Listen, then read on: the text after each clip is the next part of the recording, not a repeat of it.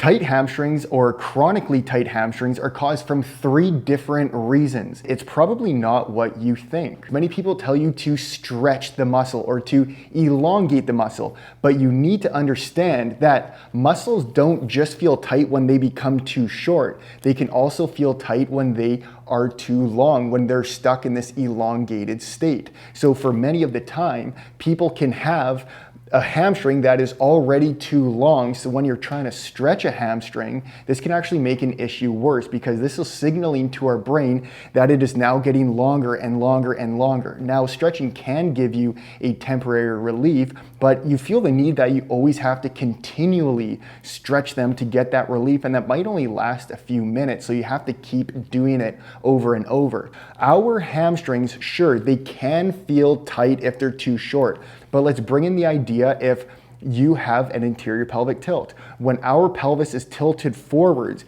you can see here that the muscle becomes already elongated, where it should be starting from more of this neutral position. But if it's already in this elongated position, it's signaling to our brain that it's tight, so that we want to continually stretch it. Now, the only reason why I really feel that a hamstring can feel tight by being too short or concentric is because we have the opposite tilt of our pelvis, a posterior pelvic tilt, which causes the muscles to actually become shorter, and then they can compress from that area. But I want to bring into this idea something very different. Now, our fascia system, which connects our cells, our muscle fibers, our muscle belly, our entire body together, it intertwines within the muscle, around the muscle fibers. Now, adhesions can build up within the hamstring.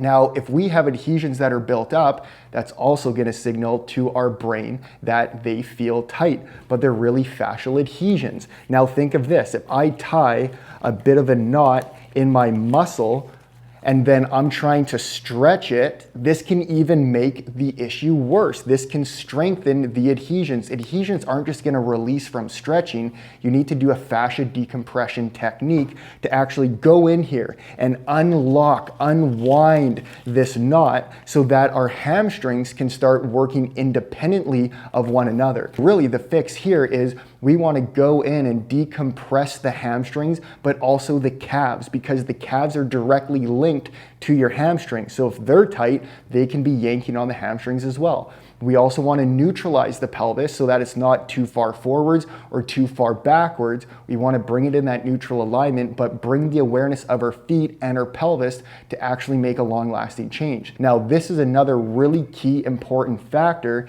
is if we're trying to, for example, touch our toes, but our pelvis is locked up in the back and our femurs are stuck in more external rotation, then all of those muscles are closed off and it closes off our pelvis. So this prevents our hip joint from actually being able to slide back and move into internal rotation. So this first position is going to decompress the calves and the hamstrings, neutralize the pelvis while biasing more internal rotation to open up the back part of the pelvis, but also a breathing strategy to create more expansion in the mid to lower back part of our rib cage, which generally gets really tight, especially if we are extended. We want to be able to bring the pelvis and the rib cage into more of a neutral alignment, create expansion in that area, and we're going to accomplish this all in our first exercise. For this first position, we're going to be doing a fascia release exercise in the hamstrings and the calves while also bringing awareness to the breath. We're actually going to be doing a lot in here. I haven't showed this one before, but it's very, very powerful. So to get in, Tash, you're going to place that between your hamstring and your calf. Now I want to make sure that your knees aren't splayed out to the side. Let's keep them in alignment with the hips. So again, this here, building the pressure, we're going to be spending about 3 minutes here to allow this tissue to decompress. The calves can get so tight pulling on the hamstrings, but also the hamstrings can just have a lot of adhesions that are built up. Now let's neutralize this pelvis. So bring your pelvis into an anterior orientation and then bring it back into more neutral. There. So we want to hold it more here. And now what we're going to be doing is bring your hands in front of you, just like this. And now this is great because we're creating about 90 degrees of hip flexion. For some it can be more, for some it can be less, and that's going to buy us more internal rotation at the hip, so that's going to even help us with a forward bend, so we're not just yanking on the hamstrings.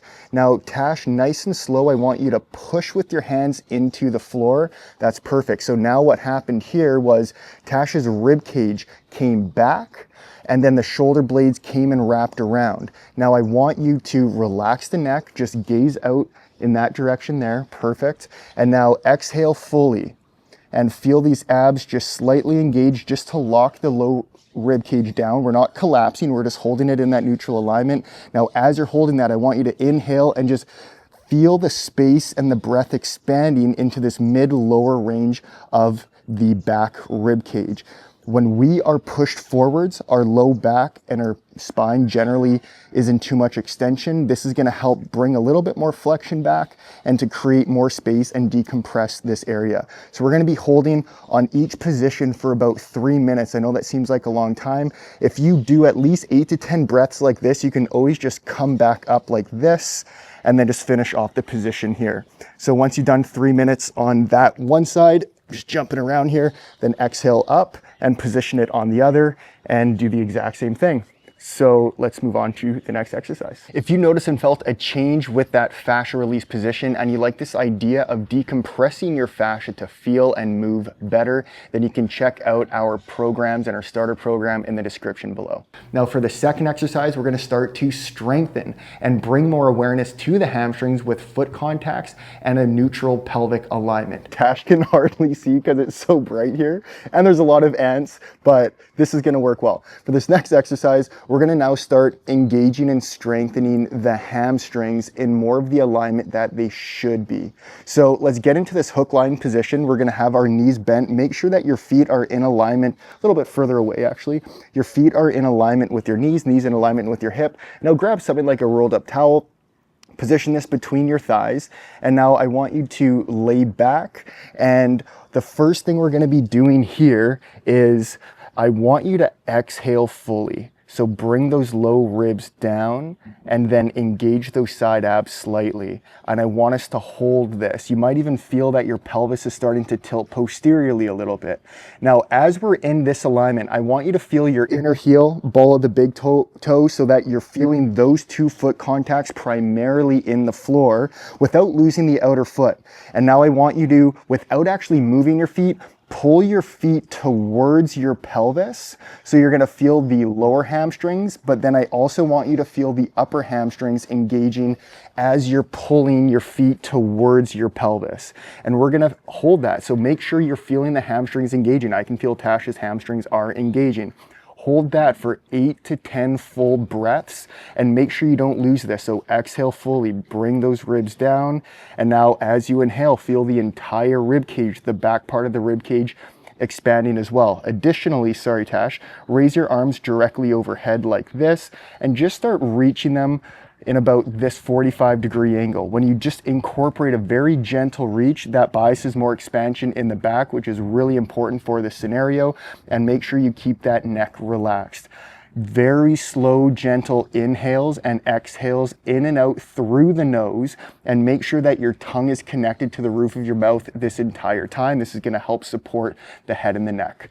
So once you've completed this, do about 2 to 3 sets, and that wraps up this exercise. For the routine to follow, you're gonna be doing the right calf and hamstring position, spend about 3 minutes minimum to even 5 minutes, and at least do that breathing component for 8 to 10 full breaths before coming up to finish that position. And you're gonna be doing that on each side. Then we're gonna be getting into the hook line position where we're gonna be focusing on activating those hamstrings and neutralizing the pelvis while creating posterior ribcage expansion. And we'll be holding that for 8 to 10 full breaths and do that 2 to 3 times. Now you can do this a few times a week. You might want to start off with the first week doing it even daily, and then let me know in the comments below if this has helped you out, and make sure that you subscribe. It really helps out the channel, and we're going to be coming out with a lot more content soon. So we'll see you in the next video.